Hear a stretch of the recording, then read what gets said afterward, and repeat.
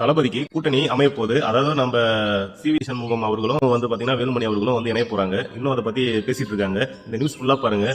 அமைஞ்சா சீக்கிரமா தளபதி பொறுப்பேற்றுப்பாரு, சிஎம் ஆயிடுவாரு. சென்று ஆதரவு கொடுத்தால் அது வெறும் ஆதரவாக இருக்காது, அவர்களுக்கு அமைச்சரவையிலே முக்கியத்துவம் கிடைக்கும், அமைச்சரவையில் இடம்பெறுவார்கள். எனவே அதனை அவர்கள் விரும்புவதற்கான வாய்ப்பு இருக்கின்றது. எனவே அடுத்தடுத்த கட்டங்கள் ஏனென்றால் நமக்கு கிடைக்கக்கூடிய வாய்ப்பை ஏன் வேறு யாருக்கோ விட்டுத்தர வேண்டும் என்பது சி.வி. சண்முகம் மற்றும் எஸ்.பி. வேலுமணி அவர்களுடைய நிலைப்பாடாக இருக்கலாம், அவர்களுடைய எண்ணமாக இருக்கலாம்.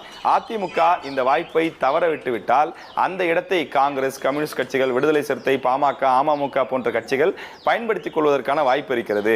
அதற்கு பதிலாக நாம் பெரிய கட்சி என்ற அந்த பெரிய பாகுபாடெல்லாம் பார்க்காமல் இப்போதைக்கு இருக்கக்கூடிய சமயோசித்தமாக இந்த முடிவை எடுக்க வேண்டும் என்பது அதிமுகவில் ஒரு தரப்பினருடைய யோசனையாக இருக்கிறது. இப்போது சென்று ஆளும் கட்சியாக அமைய இருக்கும் தாவேகாவுடன் சேர்ந்து கொண்டால் அமைச்சரவையில் இடம்பெறலாம், கட்சியை உயிர்ப்புடன் வைத்துக் கொள்ளலாம், கட்சி நிர்வாகிகள் சோர்ந்து போக மாட்டார்கள், கட்சியை விட்டு எங்கும் ஓட மாட்டார்கள், தொடர்ந்து கட்சியிலே நீடித்திருப்பார்கள். எனவே அடுத்த 5 ஆண்டுகளுக்கு கட்சியை உயிர்ப்புடன் வைத்துவிட்டு அடுத்தடுத்து வரக்கூடிய உள்ளாட்சி தேர்தல், நாடாளுமன்ற தேர்தல் ஆகியவற்றிலும் கணிசமான இடங்களில் வெற்றி பெற்று கட்சியை மீண்டும் அடுத்த கட்டத்துக்கு கொண்டு செல்லலாம்.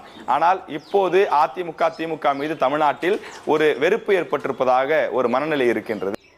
என்ன நினைக்கிறீங்கன்னு சொல்லிட்டு உங்க கருத்துக்களை பதிவு பண்ணிருங்க மறக்காம.